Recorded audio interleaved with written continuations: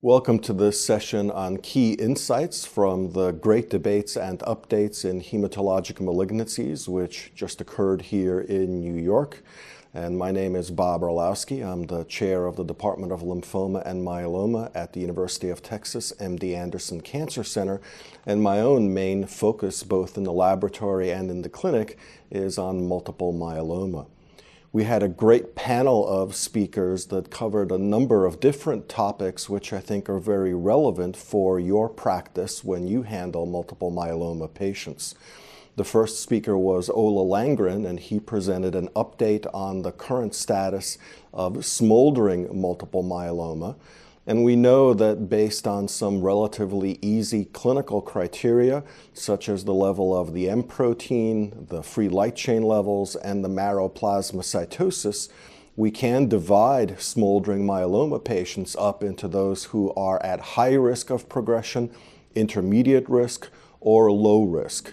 The reason this is important is that the low-risk patients behave almost like MGUS, or monoclonal gammopathy of undetermined significance, and can probably be followed less frequently and don't need really to be targeted for any new chemotherapy, let's say prevention approaches, whereas those who are at high risk and possibly those who are intermediate risk do need to be followed more closely.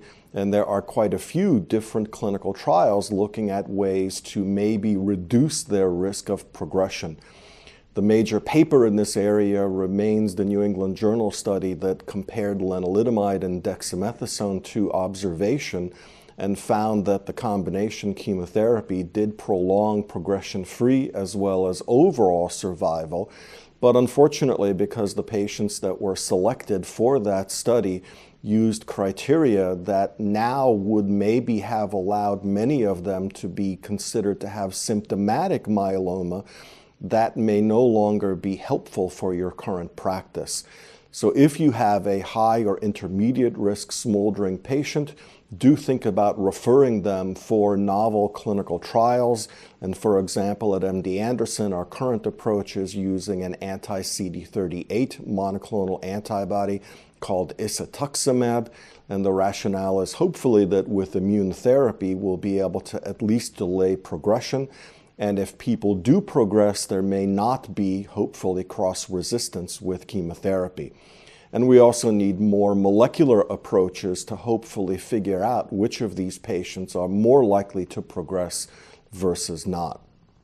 Following that session, we had a debate on whether initial therapy for symptomatic myeloma patients should be, for example, an immunomodulatory drug with a proteasome inhibitor, and Paul Richardson argued in favor of that, or whether it should be an immunomodulatory drug and a monoclonal antibody, and Ruben Nesvitsky argued for that. The standard, of course, these days is probably an IMiD and a proteasome inhibitor, and for example, you could think about bortezomib, lenalidomide, and dexamethasone, or possibly carfilzomib with lenalidomide and dexamethasone.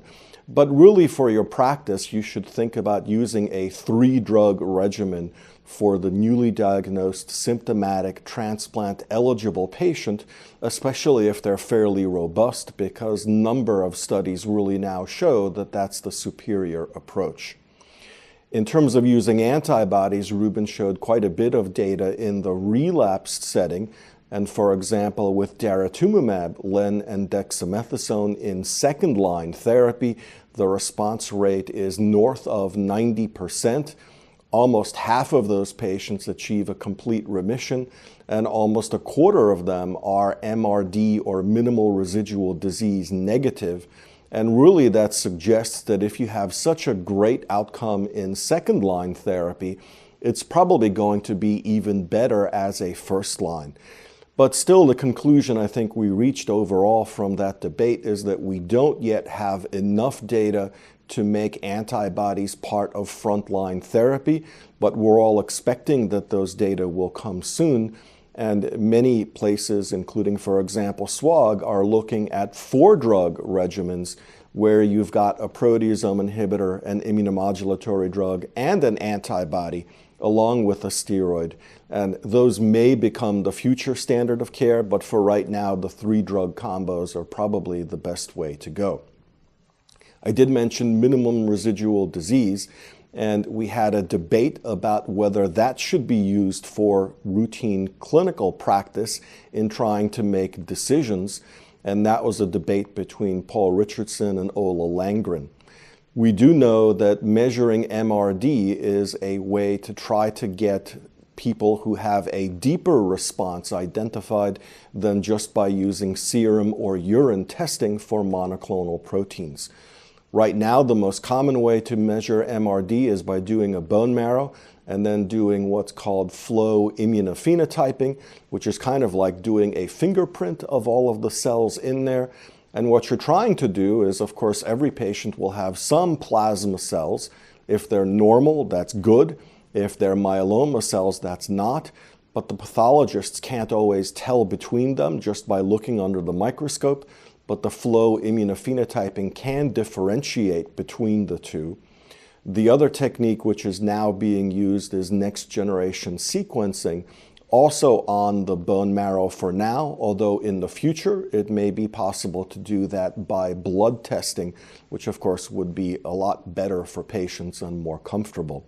In general, what we know is that MRD negative patients do better than MRD positive patients, and that's true for upfront therapy, for maintenance, for relapse therapy. And it makes sense because less disease is always going to be better than more disease. So I would argue, and I think that the folks as part of the debate agreed, that if nothing other than for prognostic purposes, it's helpful to get this information even now for your patients, because if they're MRD negative, you can tell them that they're going to have a longer time in remission than if they're MRD positive. The big question was whether you could try to decide on therapy. For example, if somebody was MRD negative in the maintenance setting, does that mean that you can stop maintenance? Whereas if they're MRD positive, should you continue or maybe even add more drugs? And the consensus was that we don't yet have enough information to know for sure. But there was also the caution that even though you're MRD negative, that doesn't mean that you're cured.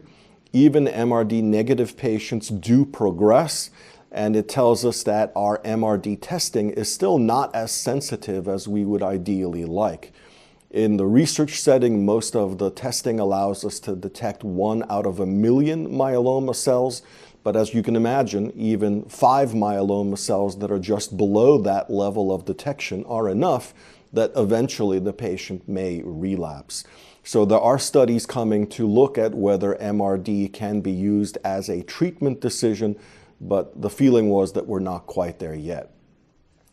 I mentioned the maintenance setting, and there was a debate about whether maintenance should be with lenalidomide alone, and this was argued by Paul Richardson, or whether it should be a combination with lenalidomide, and this was argued by Suzanne Lench from Columbia. Most of the data right now are with single-agent lenalidomide in the post-transplant setting, and we know that it adds about 2.5 years in progression-free and overall survival on top of what you get just from the transplant alone, although there is some small increased risk of second primary malignancies, though in general most people in the field do think that the benefit in terms of PFS and OS far outweighs the risk of second primary malignancies. In general, the feeling was that if you have a good risk patient, for example, early revised ISS stage, meaning no high-risk abnormalities like deletion 17p or T414, that probably lenalidomide as a single agent was appropriate. But if you have a higher risk patient, for example, the deletion 17p or maybe a 1q21 amplification, those are people in whom probably a combination should be used. Of course, the next question is what is the best combination, and we're not really sure yet. But the most data that we have are for the bortezomib and immunomodulatory drug like lenalidomide combination. And there are studies being designed to look at lenalidomide with monoclonal antibodies such as daratumumab for the maintenance setting as well.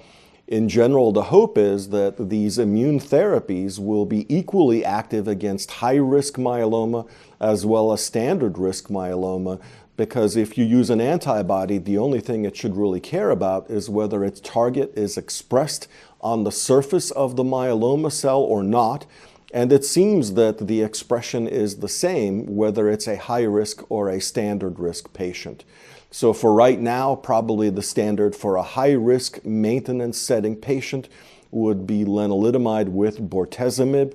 In some places, it may be appropriate to think about lenalidomide with carfilzomib or lenalidomide with ixazomib, but maybe in the future, what we'll be doing is a combination of lenalidomide and an antibody. I mentioned Suzanne Lench as part of the debate, and she also presented an overview of other emerging drugs and therapies that look very attractive. And she really identified, I would say, 4 categories of approaches that we all feel very positive about and that probably will soon become part of our therapeutic armamentarium. One of those categories was a drug called selinexor, which is a selective inhibitor of nuclear export. And this drug is showing a 20 to 30% response rate, even in patients that, as we say, are either quad or penta refractory. And quad refractory means that their myeloma has progressed previously on bortezomib and carfilzomib, as well as lenalidomide and pomalidomide, while the penta refractory patients are those 4 drugs and they've progressed on daratumumab. So this is really a group of patients that has very refractory disease, and so a 20 to 30% response rate with selinexor and a little bit of dexamethasone is really quite positive. A second category that she mentioned was the BCL2 inhibitor venetoclax. As a single agent, this has shown very nice activity against particularly patients with T1114. And of course, you know that the 1114 translocation gives you higher levels of BCL2 expression.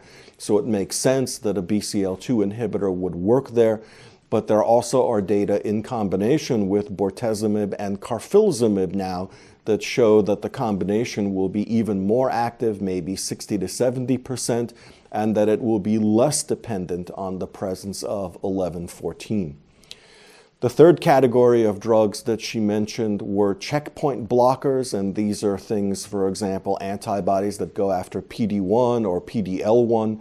The most data that we have now are with pembrolizumab in combination with either lenalidomide or pomalidomide. And it does seem clear that there are patients who will respond to those combinations. They can have very durable responses, and that can be true even if they had lenalidomide refractory myeloma or pomalidomide refractory myeloma before that. So there are now phase 3 studies looking at those combinations, which hopefully will enroll well. And this would be, if it led to an FDA approval, the first time that a checkpoint inhibitor would show activity in myeloma. And then the fourth category that she mentioned were chimeric antigen receptor T cells. These, of course, have been really great in lymphoma and leukemia when they target CD19. There may be an approval later this year for diffuse large B-cell lymphoma. But in myeloma, CD19 is not really heavily expressed, and so a different target needs to be gone after. So far, the major one that has been used is called BCMA, or B-cell maturation antigen, and there are now studies from 2 groups showing that CAR T cells that target BCMA can show very deep responses, including some complete responses in relapsed and refractory myeloma. There are still some challenges with cytokine release syndrome, and so far these patients really have to be treated on the inpatient setting. And also the durability of those responses hasn't been quite the same as what we've seen in lymphomas and leukemias, but this is the first generation of the CAR T-cell therapies. These are also very relapsed and refractory patients, as Suzanne pointed out, And so maybe if we're able to move this a little bit earlier, the effectiveness will be greater. There also are other targets that are being gone after with CAR T cells, and SLAMF7 is one of them. That's, of course, the target for elotuzumab, and SLAMF7 is another protein which is relatively restricted to plasma cells, although it also is on NK cells. And then the last debate that we had was on whether our technology had advanced to the point that we could use biomarkers to identify which patients would most benefit from a certain therapy, or whether we should try to use some kind of standard regimen for the salvage setting. And the interesting thing is that there are some biomarkers that are now emerging. For example, at least in the laboratory, we've been able to show, other people in the field have shown, that the level of CD38 expression really influences how sensitive the myeloma cells are to daratumumab, with high expression giving you greater sensitivity. And there also are data in patients with Fc gamma receptor polymorphisms that show that if they have a polymorphism so that their immune cells hang on to antibodies more strongly, they're more likely to have a durable response than if they have a low affinity allele. With immunomodulatory drugs, there are growing data that expression of cereblon in the myeloma cells is important to determine sensitivity. The only catch there is that if you're using an IMiD with an antibody, it may be more important whether cereblon is expressed in the immune cells, and it may not matter if the myeloma cells express it or not. We also covered information about some of the biomarkers that may be important for proteasome inhibitors, and examples would be XBP1 as well as TJP1. And you can show, at least retrospectively, that you can pull out sensitive and relatively resistant patients using those markers. What we don't yet know is whether they can be used prospectively. So I think in general, the feeling from the debate was that there is a lot of excitement about the possibility that we could select what therapy is best for an individual patient. The benefit is that you could hopefully get the most effective therapy earlier for that patient, which means that you're not wasting time using therapies that are not going to work. You're not exposing the patient to the side effects of that therapy, and also you're saving a little bit of money. And so definitely we need prospective studies looking at these biomarkers, but we're not quite there yet. And therefore, for right now, still continue to use the clinical factors that are important. And those are things like what therapy they've had before, whether they relapsed after that therapy was done, or whether they progressed on that therapy, which would mean that the myeloma could be refractory, and also use different combinations of some of the drugs that the patients had before. So I think there are a couple of take-home messages from all of this.